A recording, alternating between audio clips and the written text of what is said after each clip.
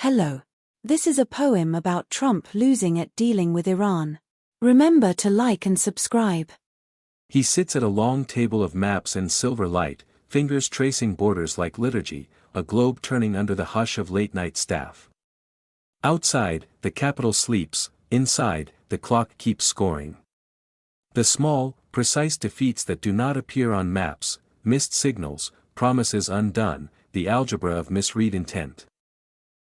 In Tehran, lamps glow through curtains, a child presses his ear to a transistor, hears a voice that speaks in sharp, patient rhythms. Across deserts and seas, words become currency, spent, hoarded, lost. He thought treaties could be balanced on a ledger. And tempers navigated like ships in a narrow strait. But gestures rust where they were meant to shine, a handshake remembered as a clasp, a sermon answered with silence.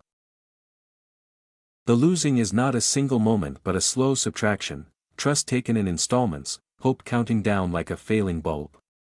He watches the television feed of diplomats and missiles, and wonders when strategy thinned into spectacle.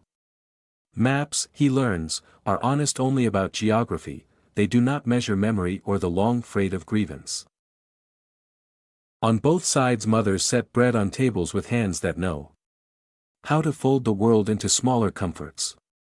A father returns from a border and learns how to say he is fine, and in the markets, vendors keep their bargains short and sharp, because history keeps its receipts and never forgets a price. There were speeches, crackling, clean and a promise to fix things. There were experts with chalk and calendars, graphs like talismans. But power, like weather, refuses to be corralled, it slips into gullies of old anger, into courtyards where silence grows teeth.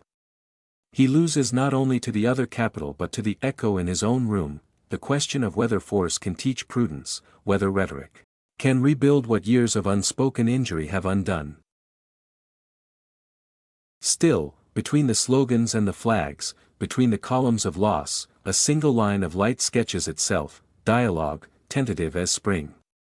For the country that learns to lose gracefully might yet learn to listen, and the leader who keeps his hands steady may yet learn to lower them. The result is not absolution but the possibility of small salvations, a concession, a returned letter, a border crossed with fewer guns. He stands then, not triumphant, but raw as an open page, and knows that losing at the bargaining table has a human cost, the quiet nights that no policy paper can soothe, the names that do not appear in any brief.